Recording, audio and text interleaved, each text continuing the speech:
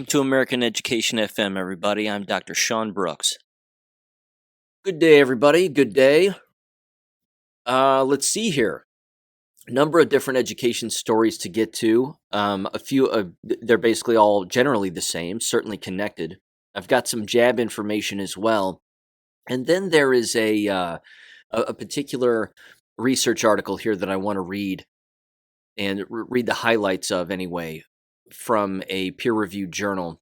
And it comes from ScienceDirect.com, and I'm going to get to that a little bit later because it really dives into a very specific health effect as a result of the jabs. And then there is it's an unfortunate phenomenon that is occurring that I want to kind of cover at the end here. And it has to do with these social media influencers who have been jabbed, and now they're experiencing serious health effects as a result of the jabs, and yet they have no idea that it's the jabs. Or, I suppose, even worse than that, they're lying about it by not mentioning that it's the jabs that have caused them their ill health effects, because we have to keep something in mind here. People in their teens and 20s, and as we know, children, minors, again, aged whatever, five and up. These are not people who have heart issues. These are not people who have heart attacks. These are not people who experience those physical effects, unless, of course, they have some underlying health issue or a family issue related to it, some genetic abnormality, typically from birth. But the vast majority of people, it's upwards of 93 to 98% of all individuals, do not have these health effects. Unfortunately, though, again, many of them on their social media platforms and all of the selfies they take and the vlogs that they take and whatever, they're finding their way right into a hospital, and they're having heart attacks. And their doctors are allegedly saying, well, I don't know what caused it. I can't for the life of us, we just can't figure it out. We just don't know. And apparently, neither can they themselves. They're not connecting the dots that you've taken maybe 2 or 3 jabs plus, and you can't for the life of you figure out why you're having heart attacks at such a young age when you shouldn't be at all. So I'm going to cover one specific case of that toward the end of the episode. But first, allow me to get into the collective head exploding of all of the individuals around the country and in Florida who apparently think that this is a bad thing. Ron DeSantis, of course, has now signed into curriculum the parental transparency bill into law, which is great. And again, the collective hive mind of individuals has exploded by yelling the word gay at the top of their lungs, and they seem to think that, again, this is a bad thing, that parental rights is a bad thing, and parents having oversight over their children is a bad thing. Ladies and gentlemen, I'm going to be pretty blunt here. Only a pedophile or a pedophile enablist or enabler would actually believe that parents having oversight over what goes on with their children within school settings is a bad thing. Only a pedophile or friends of pedophiles or whatever it may be. Again, these are not schools. They have always been brainwashing camps, but even more so today than ever before, they are not schools. I'm really not sure what else I can add to that. Apparently, some people lost their minds at the old Oscar Awards or Oscars. I'm shocked anybody even watches that nonsense. But apparently, some actresses got up there, or wannabe actresses got up there, and started getting everybody in the crowd to chant the word "gay." It didn't go over very well. A lot of people apparently weren't buying into it. But who knows? I mean, the whole room is filled with pedophiles anyway, so that's neither here nor there, I guess. So at least, again, parents have more oversight in the state of Florida over what is taught to their children. Again, if they're still sending them to those environments, God knows why, but, it's happening. And at least, again, they have a little more say as to what goes on. Because, again, they should have the say. That's kind of the whole point. This next one comes from the Liberty Daily, and it's titled, Public School Indoctrination is Real. Now, this one is jacked up. It says a fourth grade teacher in Austin told her peers that 63% of her class came out as LGBTQIA+. Again, I don't even know what any of that means. The alphabet games, I don't get it. It says, quote, the goal of the cultural Marxists behind LGBTQIA plus supremacy push is to indoctrinate vulnerable children into embracing destructive anti-biblical lifestyles. They have to get them get them while they're young before they start forming their own ideas. Prepubescent children are the easiest to convert into falsely believing that they are somehow part of that community. I'm not going to run through the alphabet constantly because it's exhausting. I might as well just name every letter in the alphabet at this point. It says the reason is obvious. They don't have the hormones, life experiences, or common sense to tell themselves otherwise.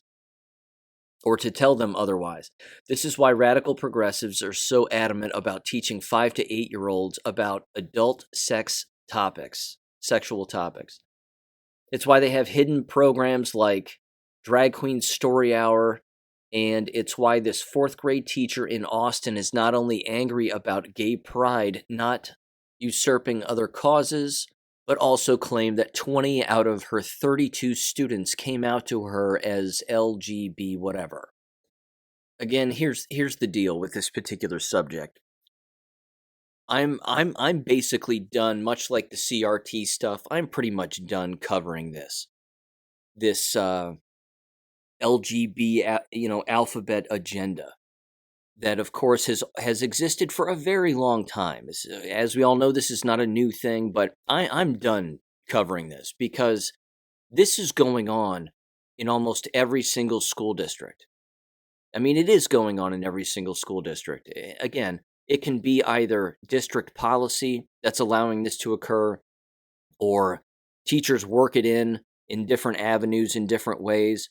There was a video, for example, that was going around last week or a couple of weeks ago from a really good media site on YouTube, but I put it up on my Gab account, the video, and it was an undercover media guy. It wasn't Project Veritas, but it was another guy, and he was meeting with these school officials and school teachers in, I believe it was in Idaho or Utah, and he was talking with them about this agenda, and he was acting as if all of this gay pride agenda stuff was appropriate and a good thing. And they were all, clearly they were all 100% on board. They just loved it.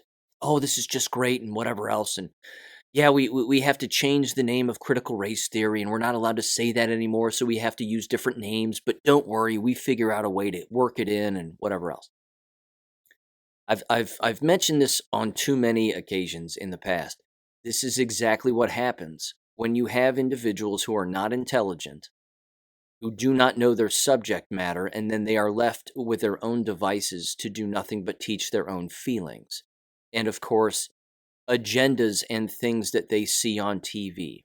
So here's the I would say habitual ritualistic nature, so to speak, of the most lazy educators that exist in America. They will wake up in the morning, turn on the television, watch the national news, pick a channel, it doesn't matter. If it's on the television, then they think that it's real. And of course it's not. But they'll watch that, they'll go to school, they'll teach their subject, and they'll work in what they saw on television into their own curriculum, regardless of what it is and what subject it is that they're teaching. And then the school day ends, and they'll gossip with their coworkers about this, that, or the other, and they usually only hang out with, the hive mind and the like-minded, and that's about it. And then they go home, and they rinse and they repeat. And they do the exact same thing all over again. So the real teacher education tool for the worst educators in America, and it's not just America, it's pretty much everywhere, but the worst teacher education tool that is utilized is the television. Of course, it stands for tell-a-vision. It doesn't stand for tell the truth. And so, because they are so ritualistic and habitual in their daily patterns and the things that school teachers do. Again, think of a 9 to 5er And then again, just the patterns that they get into so easily. When they get into those patterns, breaking those patterns can be a very, very difficult thing. But if they're relying on the television and the local news to drive their thought and trying to stay quote unquote up to date with the latest and greatest information to sound relevant in a classroom, that is beyond destructive, and it's not productive.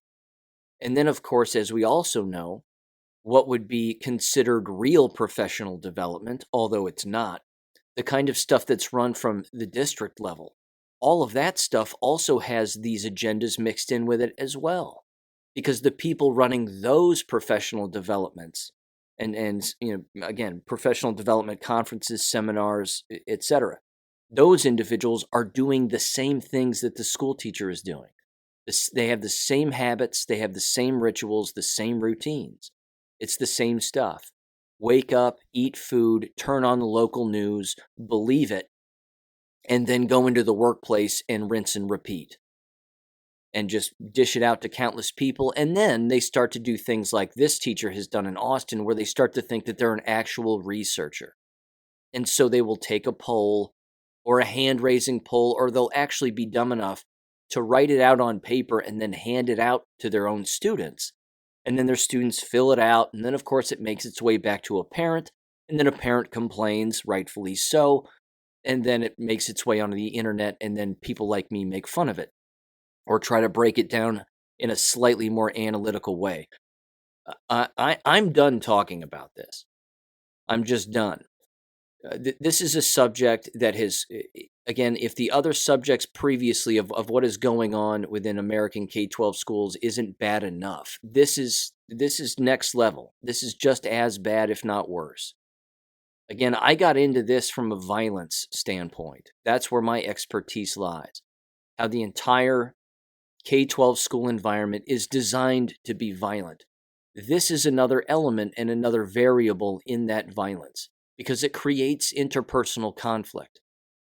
Because now, again, we already have it, so it's not like it's a new thing again, but you have teachers bringing up such issues to minors, trying to get the minors to agree with these adults on their radical behaviors and radical ideologies. And then, of course, they leave that classroom, although the conflict probably occurs inside of the classroom among their peers also. Why wouldn't it? The teacher's facilitating that conflict, so why wouldn't it occur within a classroom? But once they leave the classroom, the same thing is happening. You have different individuals, again, picking sides and joining different cliques and acting like they are something that they are not. This is a level of psychological damage that is hitting minors at again, something that it's just at a level that I've never seen before. The masks have been bad enough. The mask wearing has been bad enough. The jab rollout has been bad enough. And that, again, should tell everybody how the television is really the facilitator of all of this.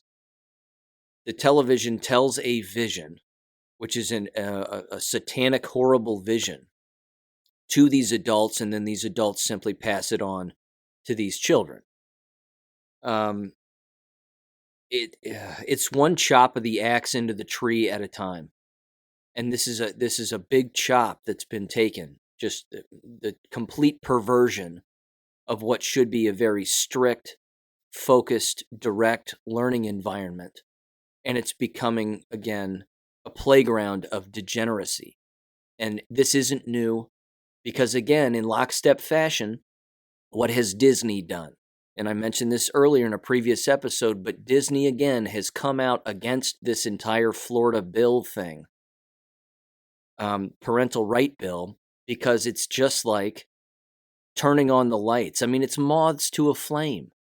When you give rights to people and give them back to them, which they never should have been taken in the first place, and parents again gave them up on their own, so shame on them. And we as Americans have given up countless rights, shame on us. But when government gives them back and says, no, these decisions need to be made by parents and children need to be protected, like moths to a flame or bugs to the light zapper, to the bug zapper, All the pedophiles come out of the woodwork. All of them. And what this is exposing, I might add, which is, I suppose, is the silver lining in all of this, is that it's exposing the specific teachers, administrators, school districts, and companies that are 100% for the sexual degradation of your child or children. That's what they're interested in. They're just exposing themselves. The lights are on, the cockroaches start running around, and everybody can see exactly what's happening here. So I would encourage everybody, because again, I really don't want to cover this anymore. It's repetitive and it's just too obvious at this point. But continue to pay attention to that fact. The fact that every single time you see a population receive rights or more control over, in particular, again, children, just listen to the panic. Listen to the panic in people's voices. Listen to where that panic is coming from. Listen to that hive mind mentality and who exactly is saying it, because you'll get a pretty good idea as to what they believe deep down. And it's, in this case, of course, it's terrible. They might as well be walking around with a sign around their neck that says, I'm a pedophile, or I support the normalization of pedophilia. Because again, remember back in 2020, all those yard signs that said, in this house, we believe, and then it just runs down a list of things. Science is real. Black Lives Matter. Where it says love is love. That, again, is the normalization of pedophilia. If love is love, then what they actually mean by that, even though the people who own the sign, who are in the house where the sign is in their front yard, they might not know what it means, and that's how dumb they are.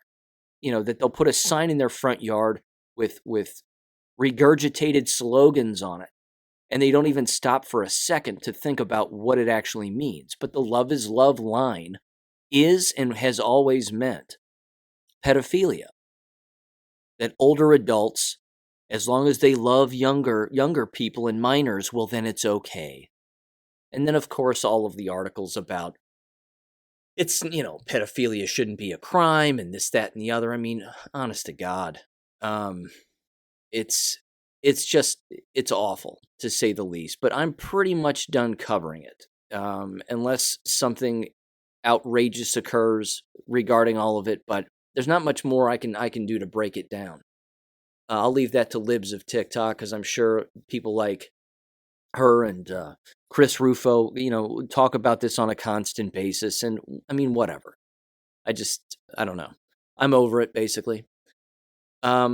However, in that same vein, I do want to mention this, because this was kind of cool, and this was sent to me over a comment to one of my BitChute videos. And I don't recall if it was a podcast episode or if it was one of the war videos that I have on my BitChute channel. But it was an interesting comment, and I liked it.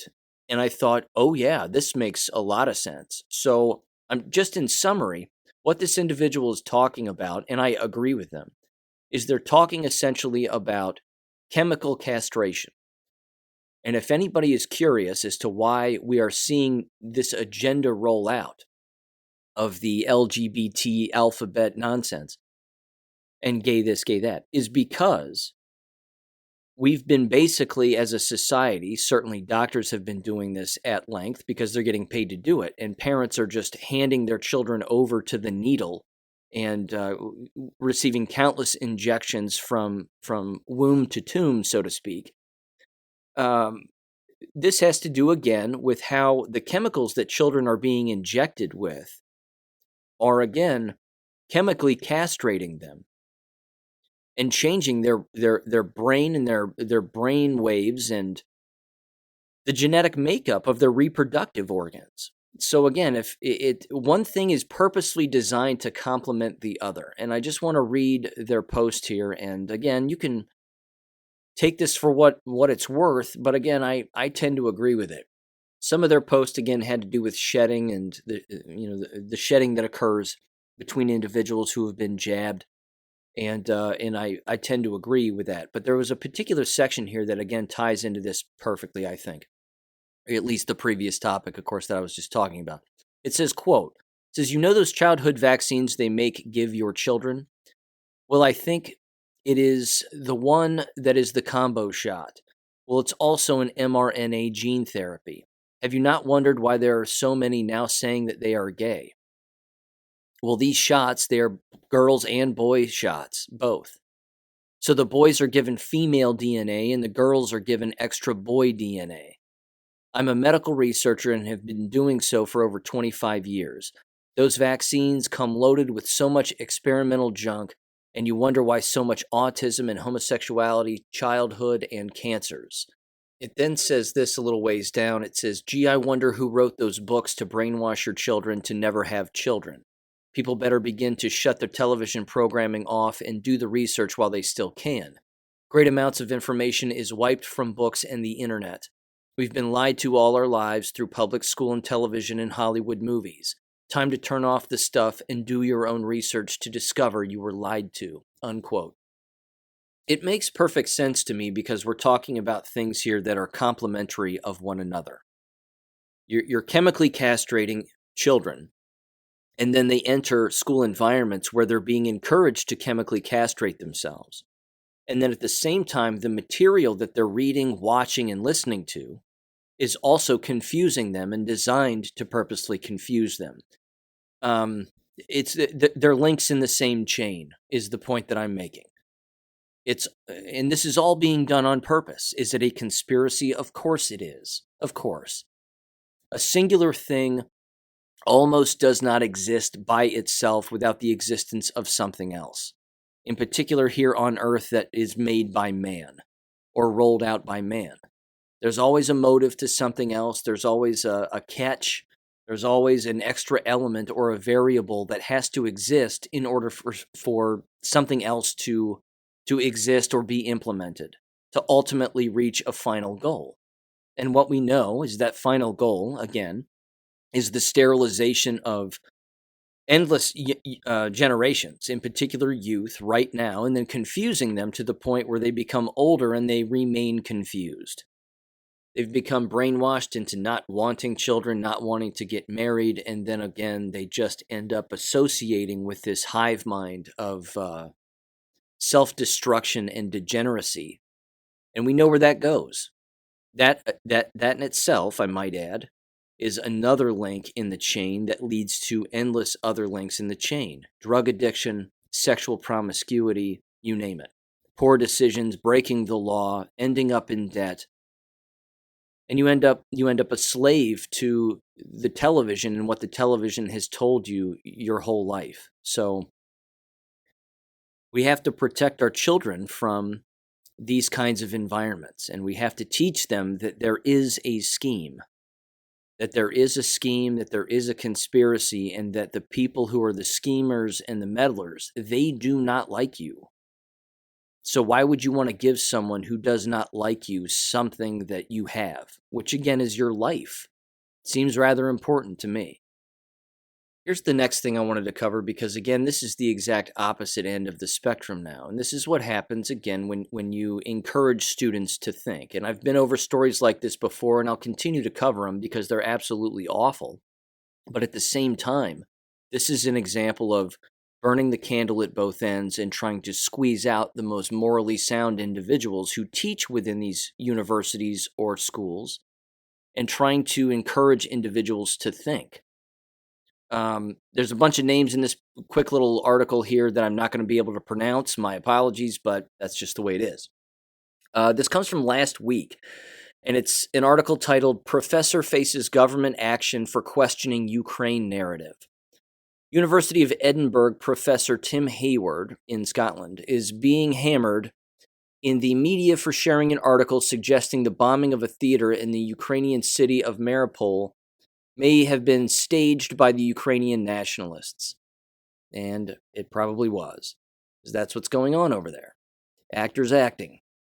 It says Hayward's skepticism has already led Education Secretary Nadim Zahawi, if I'm saying that right, to promise a crackdown, quote unquote, on such wrongthink. It says Hayward shared an article on Sunday from the Gray Zone, a left-wing news outlet, citing eyewitnesses in the Ukrainian city of Mariupol. The article claims that Ukrainian Azov fighters, once described by Western outlets and lawmakers as neo-Nazis, which they are, sheltered behind civilians in a theater in Mariupol before blowing up the building as Russian forces entered the Ukrainian city. Now, here's the interesting part about this already. I've seen video from that, and it's true. There is a theater, there are dead bodies everywhere. It's unlikely, although possible, that they would all be acting dead bodies, fake dead bodies. Unlikely, though. Very unlikely. Many of them aren't wearing any clothes of any kind. It's awful. It continues here. It says Azov forces and journalists linked to the extremist unit accused Russia of bombing the building and used the incident to call for Western intervention against Russia. U.S. President Joe Biden declared Russian President Vladimir Putin a war criminal. In response, American politicians from both parties and from Europe renewed their calls for military aid, including fighter jets for Ukraine. Ridiculous. Continues, it says, however, no video exists showing the theater being bombed. Well, it doesn't show it being bombed in real time, but it certainly shows an aftermath. They said, yet Hayward was condemned by his colleagues for raising the issue. In a Times article on Tuesday accusing him of spreading propaganda, quote unquote, Dr. Alexander Hermasinka, if I'm saying that right, a misinformation researcher at Oxford University, said that we must be careful when reading reports critical of the official narrative in Ukraine, and that outlets like the Gray Zone are currently engaging in a massive disinformation campaign. He did not provide any evidence that would support such allegations against the media outlet. Hayward has been singled out by the Scottish government too, having shared articles questioning the alleged bombing of a maternity hospital in Mariupol and claiming that Syrian leader Bashar al-Assad did not gas his own citizens as Western sources insist. The professor was accused in Westminster last week by Tory MP Robert Halfon as being a useful idiot for President Putin's atrocities. Ladies and gentlemen, when the left comes after you like they're coming after this Hayward Professor Hayward, you know you're over. You know you're over the target. You know you're telling the truth. By the way, they didn't use chemical weapons in Syria. If anybody remembers all those videos of those children having hoses sprayed on their faces and then adults rubbing their faces as hard as they can to rub the chemicals off of they were acting. The entire thing has been proven to be false.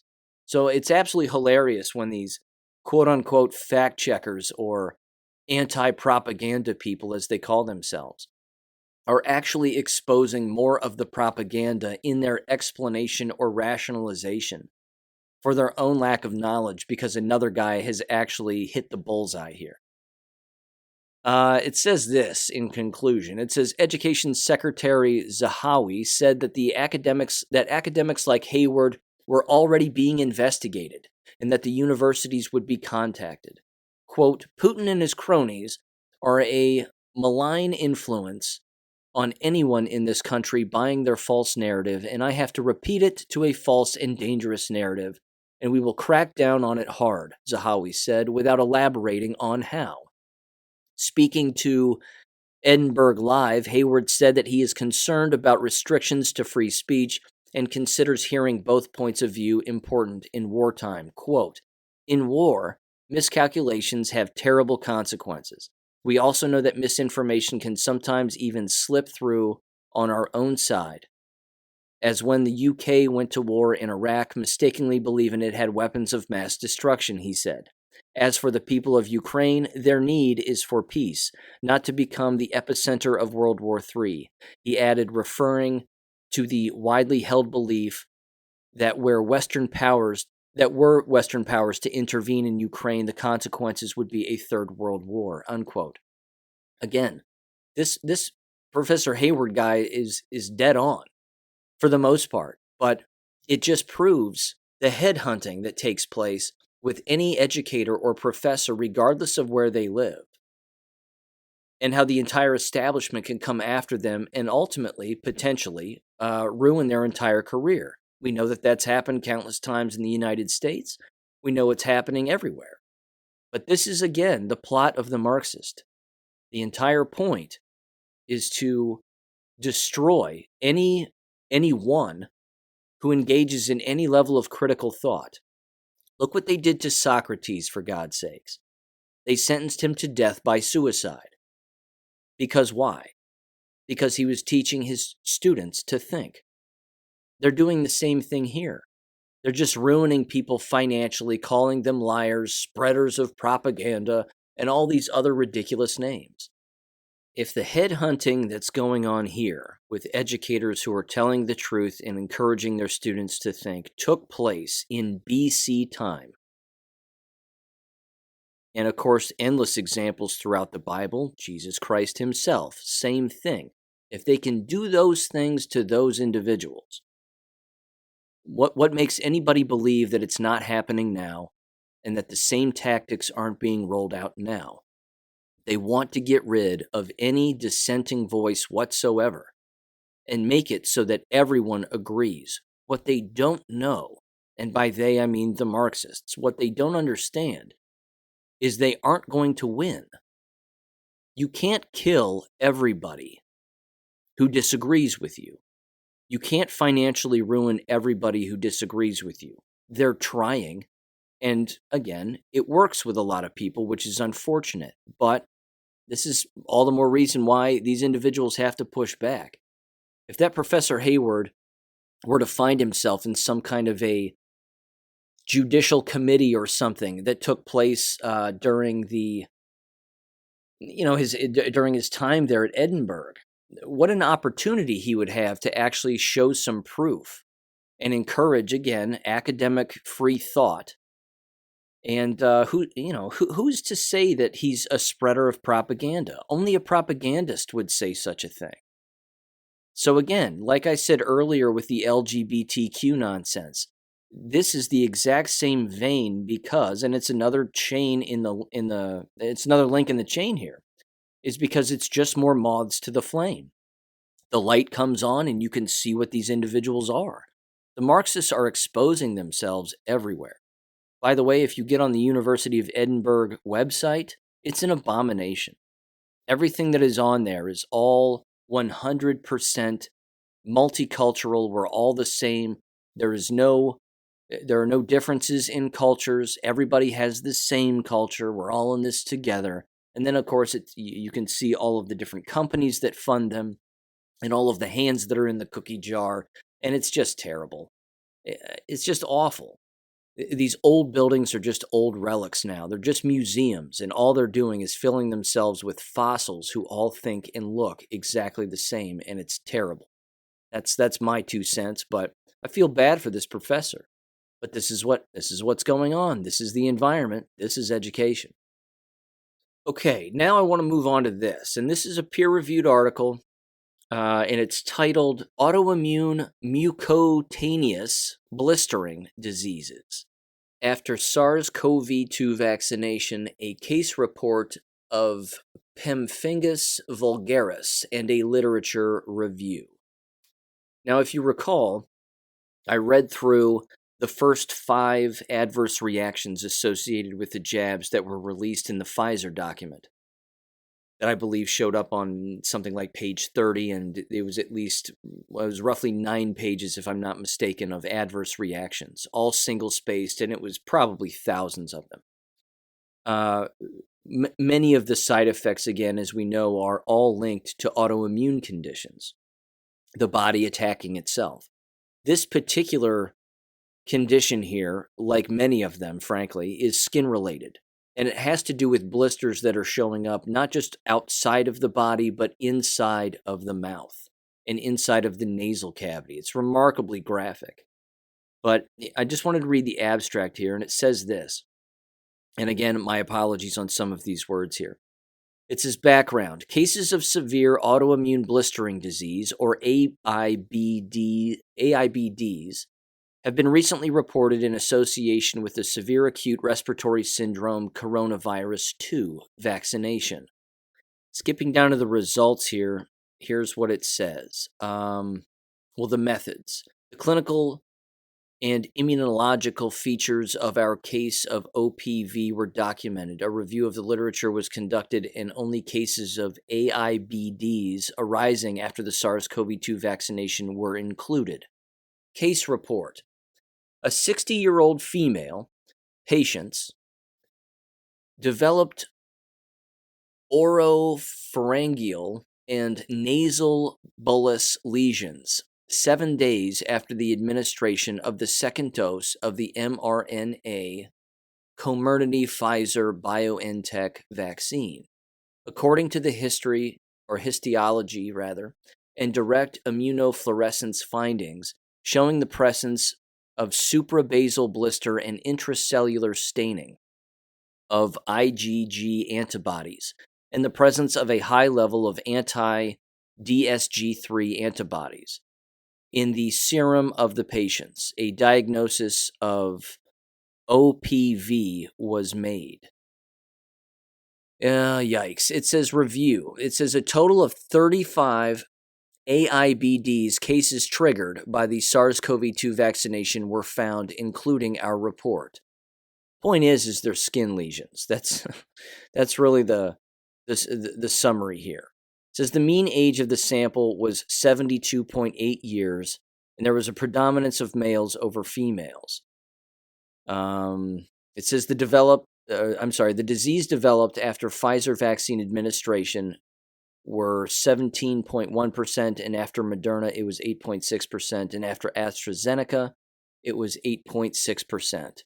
After CoronaVax, one was not specified. All patients were treated with topical and or systemic corticosteroids, with or without the addition of an immunosuppressive drugs, with a good clinical response in every case. Conclusion, and this should surprise people, although not surprise potentially as well. It says clinicians should be aware of the potential, though rare. They always say rare. It's rare, but it really isn't. Occurrences of AIBDs as a possible adverse event after the SARS-CoV-2 vaccination. However, notwithstanding, they should encourage their patients to obtain the vaccination in order to assist the public health systems to overcome the COVID-19 pandemic. You see, this continues to be the problem with these peer-reviewed articles, and by the way, it shows pictures throughout. Some of these patients, again, where the cheek meets the gums, there's blistering. Under the tongue, there's blistering. There's bleeding associated with it as well. These are massive autoimmune conditions. And for them to write a paper like this and openly state that this is what's going on with these shots, and oh, by the way, in the interest of your health and the people around you, make sure that you take the jabs as well. There's nothing scientific about that. That is an agenda. That's all. That's all that is. It's just an agenda. They can bring in as many literature reviews as they want, or previous articles that have highlighted this. They are autoimmune conditions, and these autoimmune conditions are synonymous with having HIV and AIDS. Again, when an individual would pass away from AIDS, skin lesions were remarkably common. And for those of us, again, who have a formal education in HIV, there are numerous other conditions. Pneumonia. Sound familiar? Pneumonia is one of the major causes of death among an individual who has HIV or AIDS. And like I said, skin lesions, respiratory problems, eyesight. They lose the ability to see. These lesions, of course, are not just specific to outside of the body, as I mentioned earlier, and as the pictures in this article show clearly, but they are inside of the body. They're in the face. They're in the sinus cavity, the throat. None of this is good. But again, in their conclusion to say, oh, by the way, it's remarkably rare and everybody should still get it. That's insane.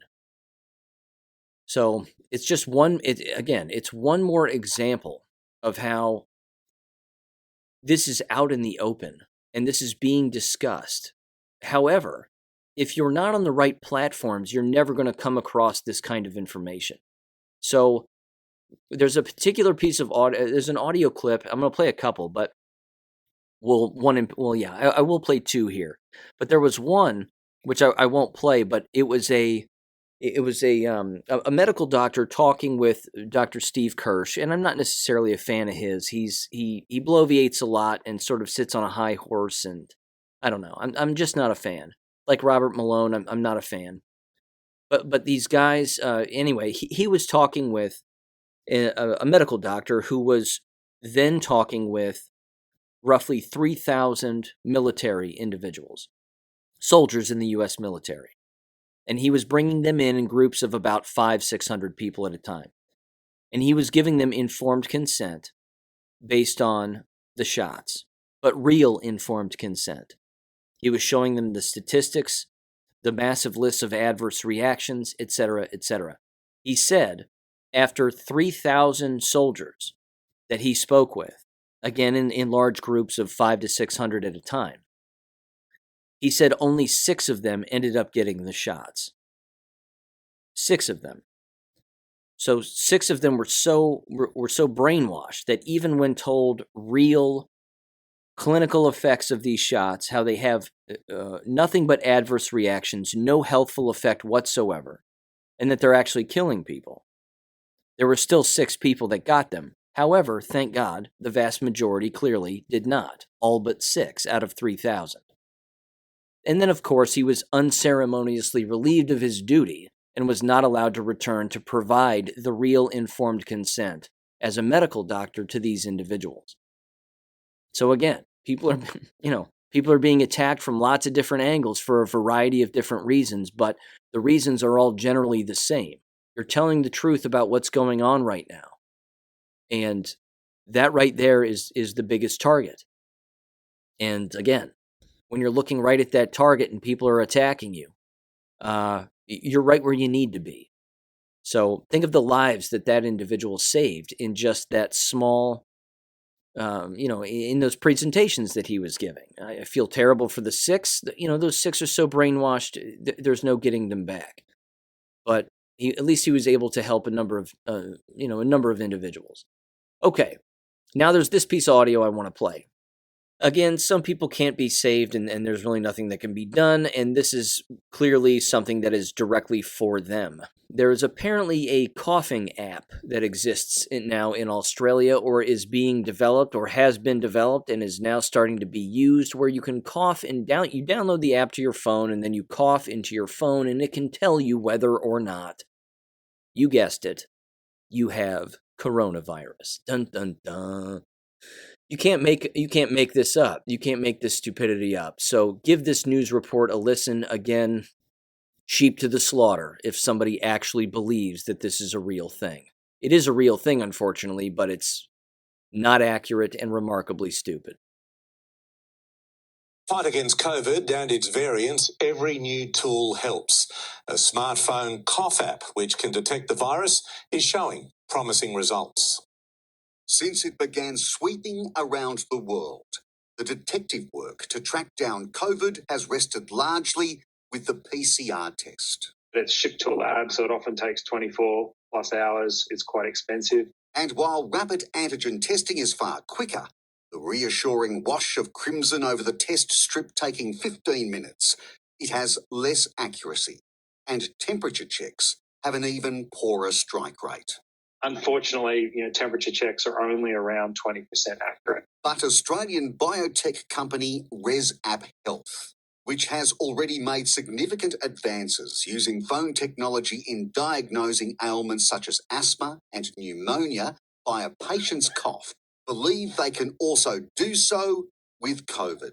There's a signalling cough that allows us to identify COVID.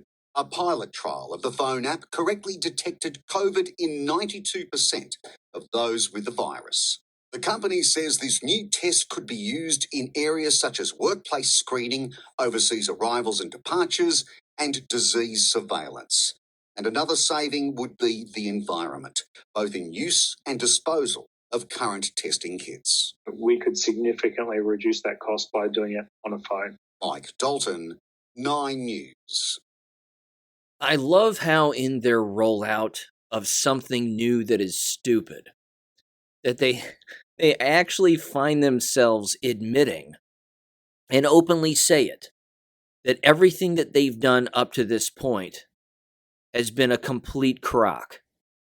The temperature checks, the PCR tests, well, they're less reliable and they don't work very well. You think? You see, that news report right there is evidence, should be evidence, in a court of law that we have all been a part of an experiment. All of us. That breaks the Nuremberg Code, at least, among countless United States laws anyway. That we don't have to participate in a medical experiment against our will. They're openly admitting that they're just trying stuff out. We're just going to try this out, and, well, we found out the PCR tests don't work, and, well, the constant temperature checks were useless, and, the PCR tests are unreliable, and blah, blah, blah. But, hey, cough into your phone when you download this app, and trust us. Trust us this time. People are going to fall for this stuff. They're falling for it. Again, they already are. The most recent iPhone software update has a feature on it where the face unlock mode for your phone can now recognize you while you're wearing a mask.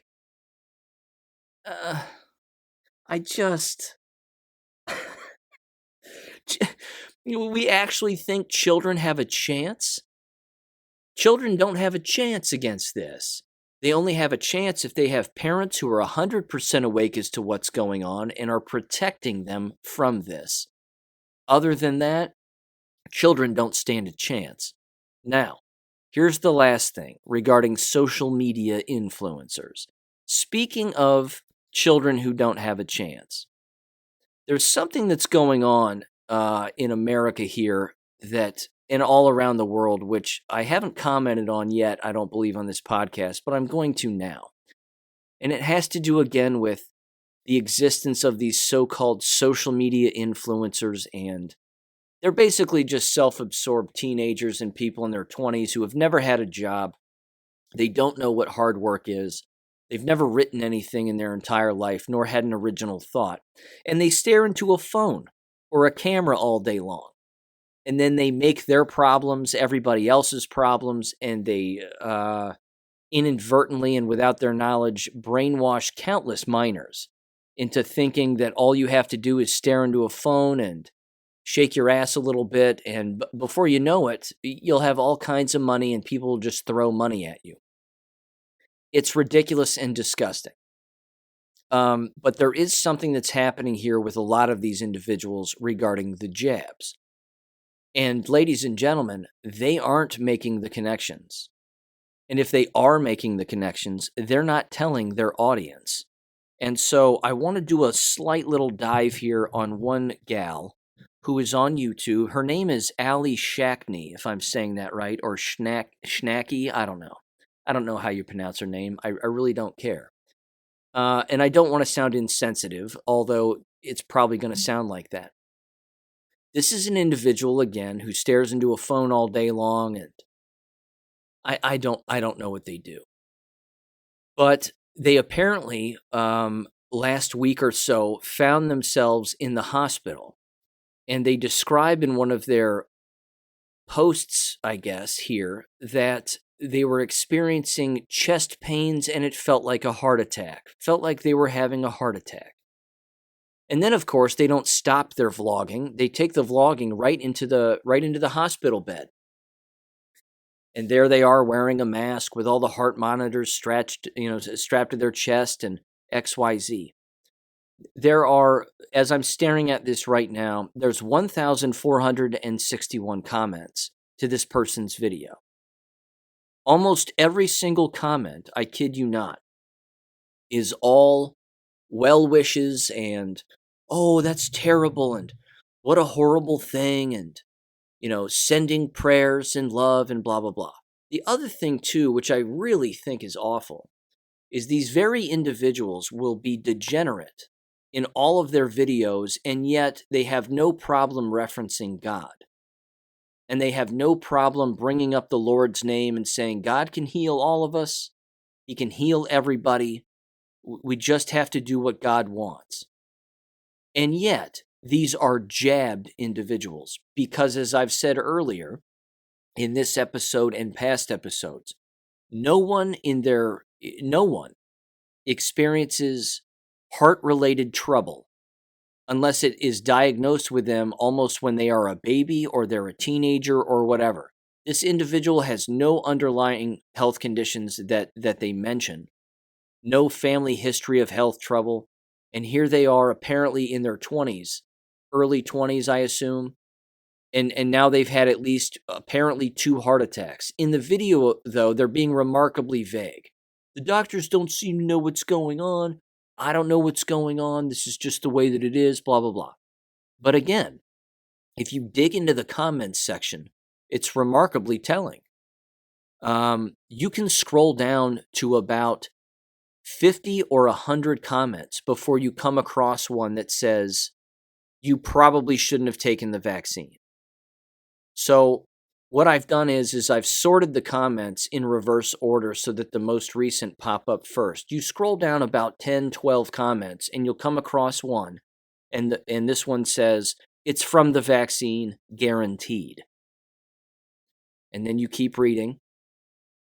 And it's, again, here's some herbal stuff you can take, praying for you, whatever else.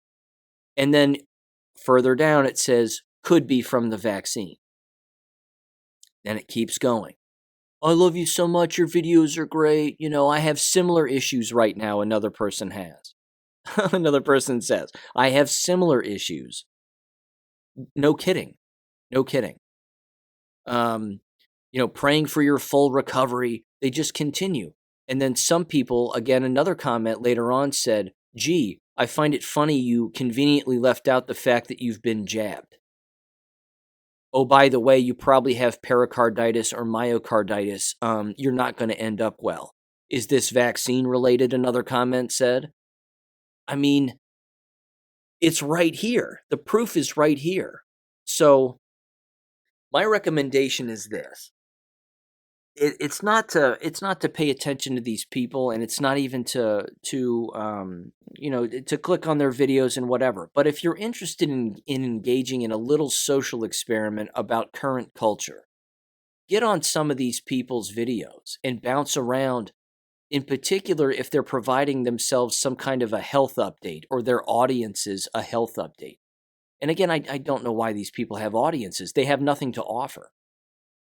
All they're offering, again, is TNA and materialism and superficiality and whatever else. That's all they're offering. So, but if you want to really dive into the comments section when they're providing, like I said, a health update, I recommend it because you're really going to see an interesting dynamic. You're going to see a bunch of just deaf, dumb, and blind people who have no idea what's going on. And then you're going to get the occasional post that goes, oh, by the way, because you now have an underlying heart condition as a result of the jabs, you probably have, 3 to 8 years to live, tops. It's that kind of stuff, again, that is really interesting. It's interesting to me from a brainwashing standpoint, is that we're seeing these individuals not know what they've done. And if they do know what they've done to themselves, they aren't admitting it. Because that's sad. If they were really interested in helping people and being a quote-unquote influencer and using the Lord's name, don't you think that they would do whatever they could to tell the truth, the whole truth, and nothing but the truth, so help them God? Don't you think that would be the case? So they're either, again, completely brainwashed as to what's going on, or they're purposefully leaving out factual information that could actually help somebody. So that's my 2 cents on it. So these YouTube influencers, quote unquote, are not doing well.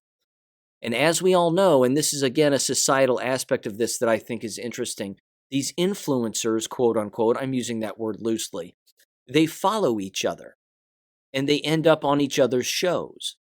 So you'll have these individuals again who have either not been jabbed and they'll get together with their jabbed or unjabbed friends.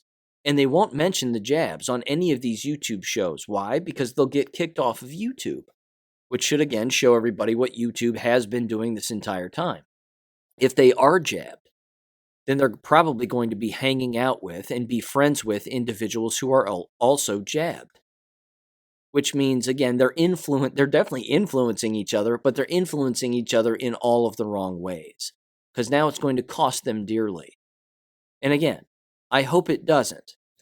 And I really don't, again, it may sound insensitive, and I really don't mean it that way. I'm not making fun of this person, and I'm not making fun of the comments that people make.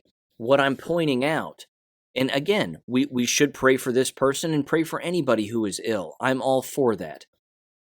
It's highlighting, however, a level of hypocrisy that is beyond blatant, number one. Again, about shaking your ass all over the place and being materialistic and encouraging other people to basically do what you do and whatever else. And at the same time, you are engaging in one of the largest platforms of peer pressure that exists in the world today, which is YouTube and these YouTube influencers, and you're actually influencing people to engage in the same negative behaviors that you do.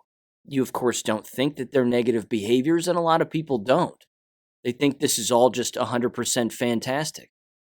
But by consistently invoking the name God, in particular when something bad happens, maybe not on a day in and day out basis, which, I don't know because I don't watch this person's videos, but when something bad happens, all of a sudden God is now supposed to show up and help you. That part is hard for me. I have a hard time with that. I've read Lorna Burns' books, and I enjoy her books greatly. And she even says, you can call on God anytime you want. Don't necessarily just do it when you're feeling ill or you're hurt or you need something. I mean, that's more of the materialism sort of and the I don't know. I just think it's remarkably hypocritical. And I think the entire thing is sad. But as I've stated, this is going to be impossible to hide.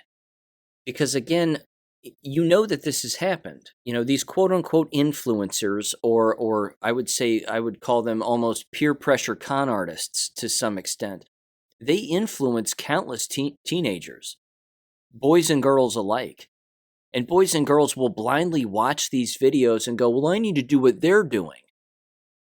And again, if they're walking around in these videos wearing masks or making it look fashionable, then the children are going to do this also. This is why we need more parents. It really boils down to that. We need parents being parents. We need to slap the cell phones out of children's hands, slap the iPads out of their hands, and bash them with a sledgehammer. Because it's going to get these children killed. And again, if an individual like this doesn't have a job and is just bouncing around YouTube constantly and then making their own videos and doing whatever they're doing, that's not a healthy environment because YouTube itself is a propaganda environment loaded with peer pressure. Again, I'm looking at this from a health education standpoint because this entire thing is really health education curriculum. This is the kind of thing I warned my students about a long, long time ago. I said, you better be very careful about what you hear on the internet because it's not true. The vast majority of it's not true. And of course, that's truer today than ever before because now you have to actually be an investigator to find the truth. And if a person's bouncing around YouTube, you're not going to find it. You're just not going to find the truth. So, again, pay attention to this kind of thing, though. Pay attention to these so-called influencers and what's really going on. Because if they've been jabbed, I guarantee you're going to hear a little bit more about it, certainly in the comments section, because that's where the truth really gets told. Thank you for listening to American Education FM. Make sure and check out AmericanEducationFM.com for more information. Take care and God bless.